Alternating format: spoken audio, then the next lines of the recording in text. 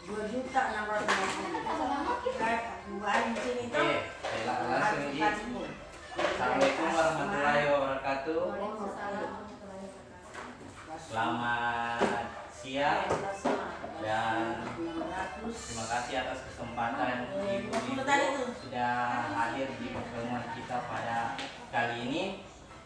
Jadi untuk pertemuan kita pada hari ini kita akan membahas lanjutan dari pertemuan sebelumnya, yaitu sebelumnya itu kita bahas tentang modul 2 pengelolaan keuangan dan perencanaan usaha, di mana sesi yang kita jelaskan pertemuan minggu lalu yaitu pengelolaan keuangan keluarga.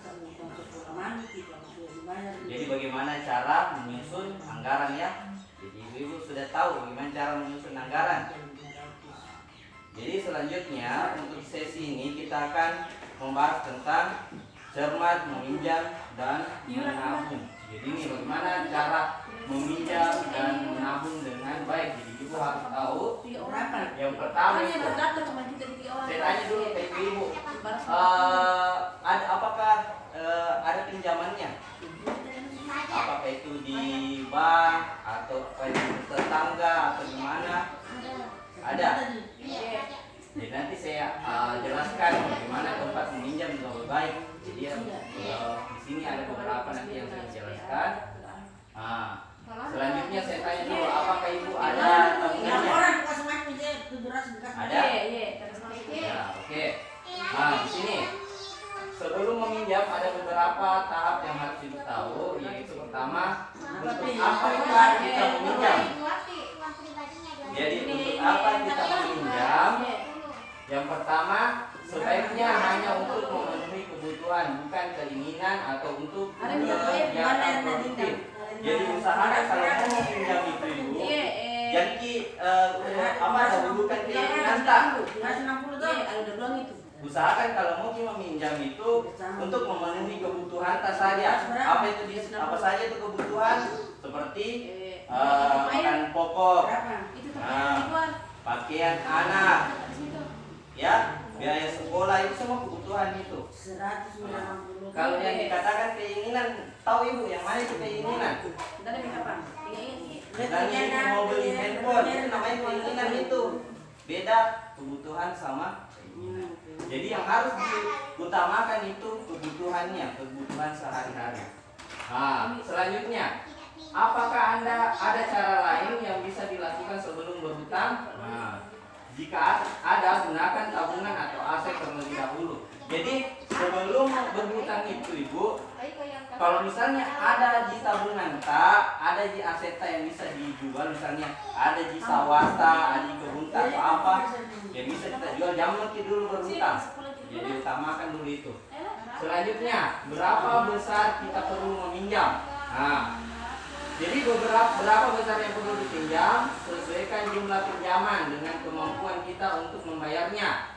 Hitunglah berdasarkan jumlah pendapatan kita. Jadi kalau misalnya kita mau meminjam uang itu bu, harus sesuaikan ya, dengan jumlah pembayarannya. Jadi mau minjam dia terlalu banyak pinjaman tak, nanti susah mungkin untuk bayar. Jadi harus disesuaikan dari kemampuan untuk membayar pinjaman tersebut. Selanjutnya, bagaimanakah kita dapat membayar kembali pinjaman? Sesuaikan waktu pengembalian pinjaman dengan pola pendapatan kita, tetap atau tidak, musiman atau tidak. Jadi sebelum kita membayar pinjaman kita itu, usahakan pengembaliannya harus tepat waktu juga, harus juga ada dulu di tempat kita meminjam uang. Kita bicarakan dulu kapan bisa mengembalikan atau kembali ya. Selanjutnya, kemanakah kita dapat meminjam? Kemana kita dapat meminjam? Bandingkan tempat-tempat peminjaman yang ada. Carilah tempat pinjaman dengan total pengembalian yang paling murah. Jadi kalau mau kita pinjam itu bu, cari di tempat yang total pengembaliannya yang murah. Jadi kita banyak sekali pengembaliannya atau berbunga.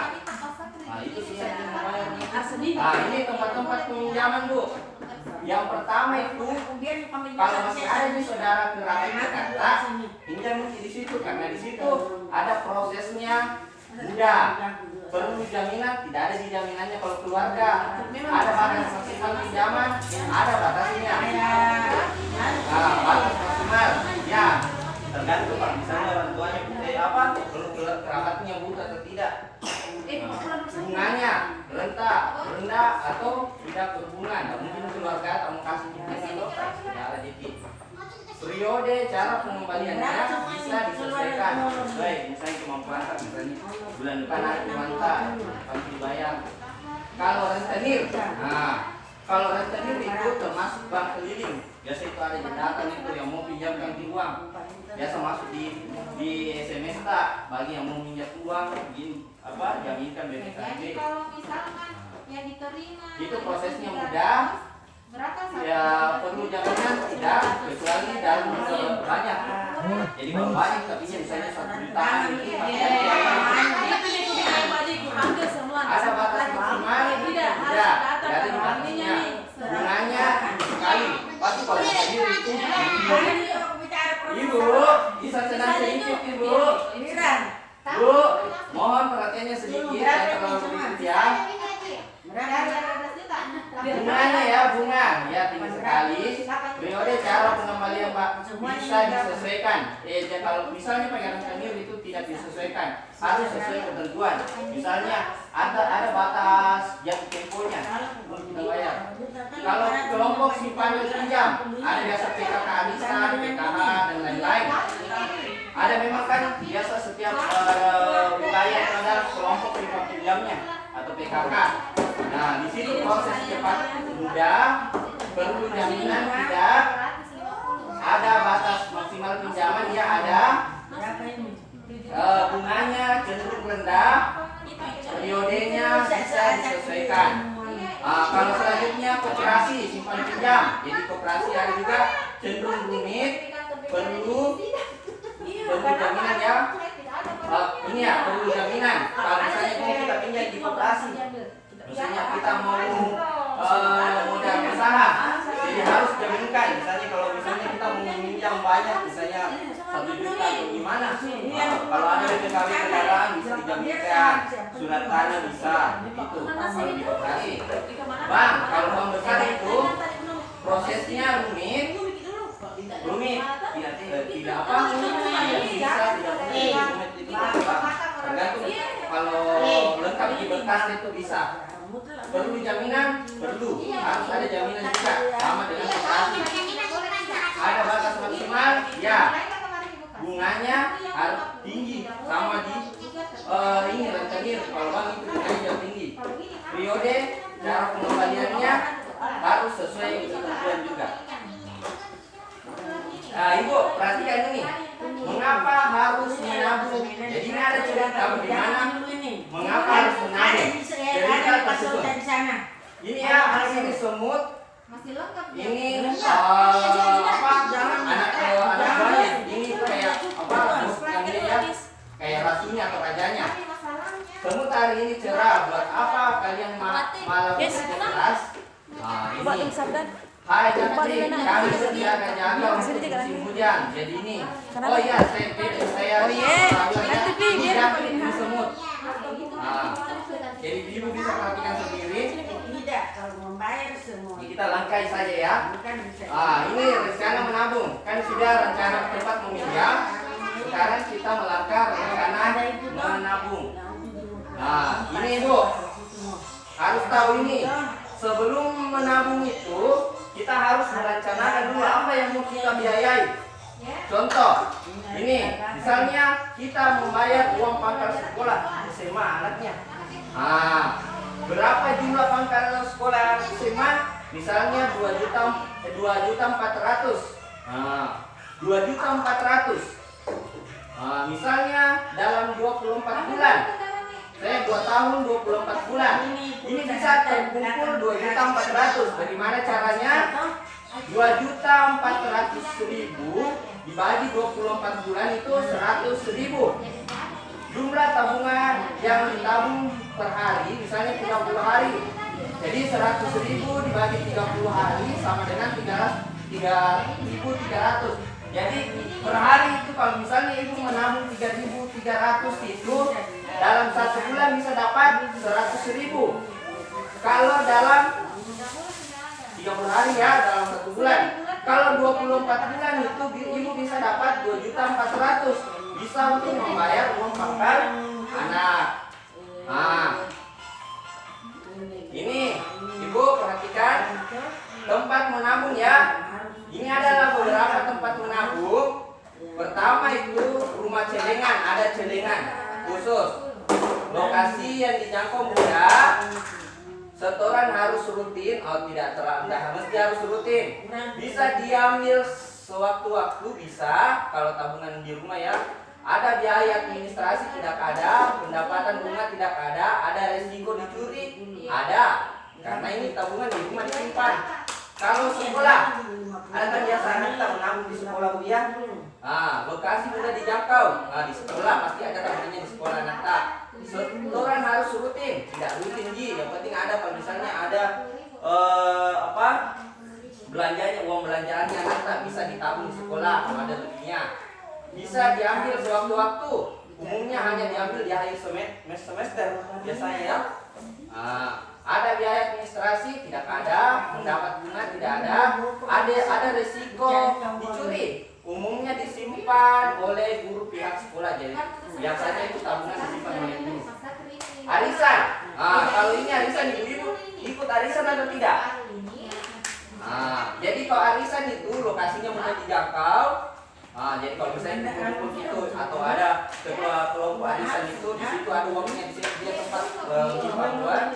Setoran harus rutin, jadi per bulannya di store. Bisa diambil sewaktu-waktu. Tidak bisa, harus di load dulu. Ada biaya administrasi, ada misalnya untuk konsumsi biasanya dipotong.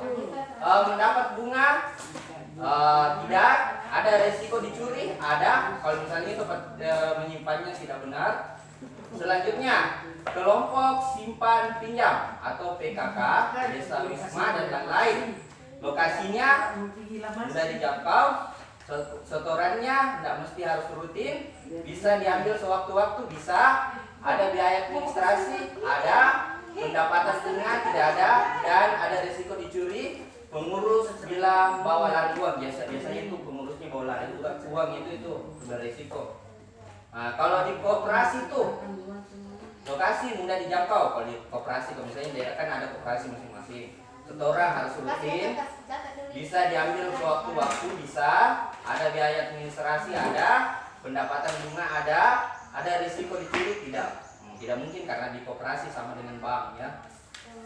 Kalau misalnya bank besar, misalnya BRI, BNI ya, ini lokasi mudah dijangkau.